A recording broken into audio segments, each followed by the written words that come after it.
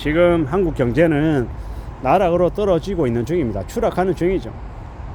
정치적인 혼란이 저 윤석열 대통령이라고 하는 놈이 2024년 12월 3일 계엄령 선포하고 난 이후에 한국 경제가 속절없이 무너지고 있죠.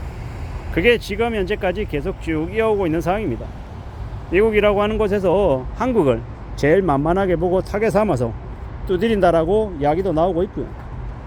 결국 이제 한국은 2025년에 경제 성장률 1%대 중반도 어려울 것 같습니다. 1%대 중반은커녕 0%대 안 가면 다행이다라는 생각이 들고, 국가 신용등급 하락도 이미 예견되어 있다라는 말을 많이들 합니다. 되게 위험한 수준까지 왔죠. 이미 사실상 이제 왕창 싸그리 다 무너지고 리셋되고 그 다음 뭔가가 다시 이렇게 세우는 그런 과정들이 필요할 것 같습니다. 부동산 보십시오. 부동산 지금도 저 헛짓거리하는 또라이 같은 년놈들이 이 부동산 시장에 호시탐탐 노리고 있고 온갖 폐악질들을 지금 하려고 폼을 잡고 있습니다. 그러한 것들을 제대로 바로잡기 위해서는 좀 더 냉정하고 좀 더 엄격한 정책들을 시행해야 되는데, 그러지 않다 보니까 저 거품들이, 저 탐욕의 이 집단들이 계속 저렇게 pom퍼질을 하고 이 막장을 향해 가고 있죠. 결국은요, 부동산 시장의 대붕괴는 피할 수 없는 사실 같습니다. 그리고 나면 어떻게 되겠습니까? 부동산 가격이 그냥 30억 하던 게 15억 되겠습니까? 12억 되겠습니까?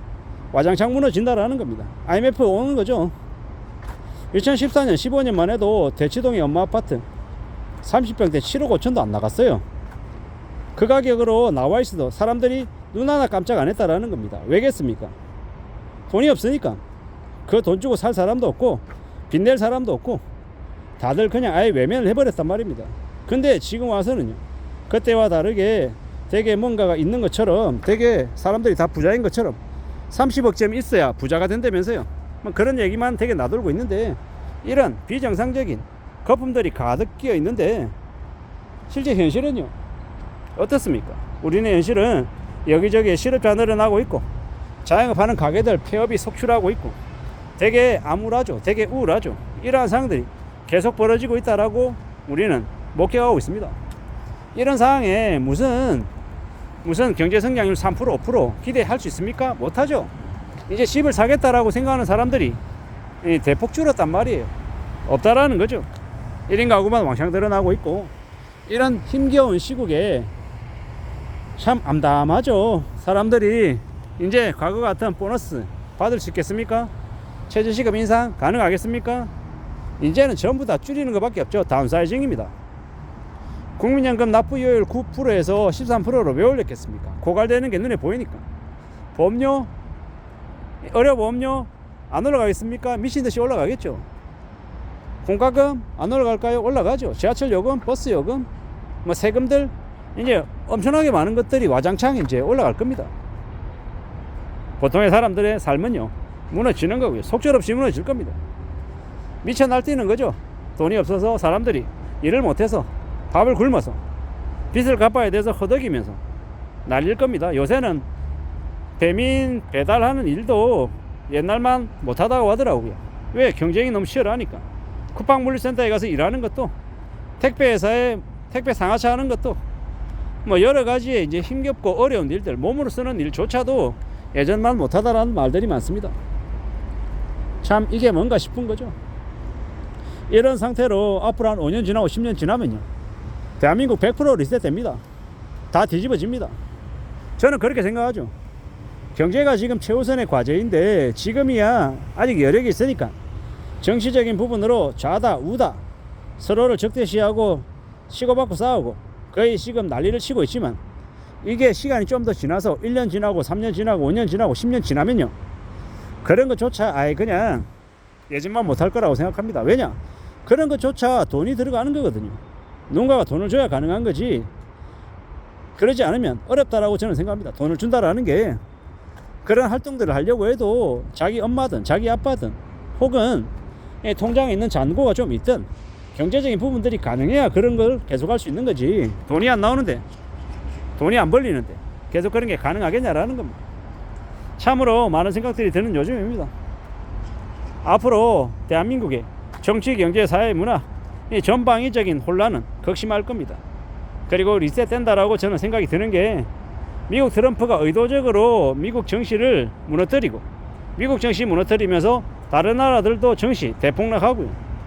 꽤 큰 충격들 겪고 나면 그 다음 어떻게 되겠습니까? 미국 달러 싹 이제 풀어가지고 왕창 사들이겠죠. 1997년 IMF 때 IMF 경제위기 오고 난 이후에 저기 IMF 인간들이 와가지고 한국에 되게 이제 알짜들을 헐값에 가져갈 수 있게끔 강제 개방시켰죠. 금융 개방요. 그러한 일들이 이제 앞으로 또 비슷하게 벌어지는 거죠.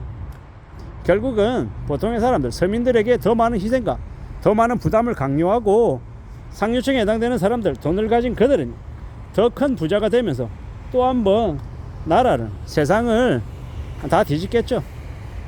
그렇게 아마 흘러갈 것 같습니다. 참으로 무자비하고 무섭고 혼란스러운 일들이 계속될 거라고 예상합니다. 이런 시국을 어떻게 극복하고 견뎌나갈 수 있을까? 라고 저 또한 이제 개인이니까 평범한 보통의 사람들이니까 곰곰이 생각해 봅니다. 결국 그러한 것들을 헤쳐나가고 극복하는 힘은 뭐다?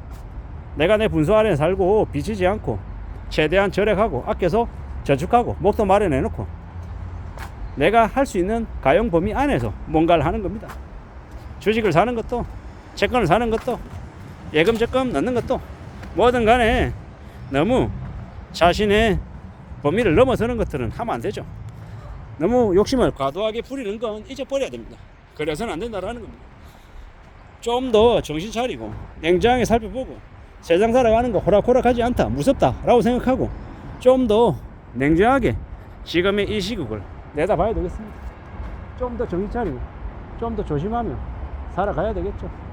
차분히 착실하게 살아가자라고 말하고 싶은 겁니다. 지금의 이 시대가 얼마나 힘겨운지 어려운지는 우리가 잘 알 수 있습니다. 함부로 쉽게 생각하지 말자라는 예사롭지 않은 지금의 이 시국을 어떻게 좀 잘 견뎌낼지 잘 좀 살펴봐야 될 것 같습니다. 차분히 생각하고 차분히 따져보고 좀 더 마음을 굳게 먹어야 될 것 같습니다. 지금의 이 시대는 아무도 믿어서는 안 된다. 부모 자식 간에도 함부로 돈 있다는 얘기를 하면 안 되는 시대가 지금입니다. 어떻게든 안전하게 이 삶을 지켜내기 위해서 우리는 좀 더 각오를 다져야 되고 좀 더 냉정하게 나를 되돌아봐야 되겠습니다. 유행을 바래서도 안 되고 크게 돈 벌 기회를 갖겠다라고 까불고 다녀서는 안 되겠습니다. 차근차근 내 삶을 차근차근 축적해 나가는 게 제일 좋은 모습이다라고 생각합니다. 이상입니다.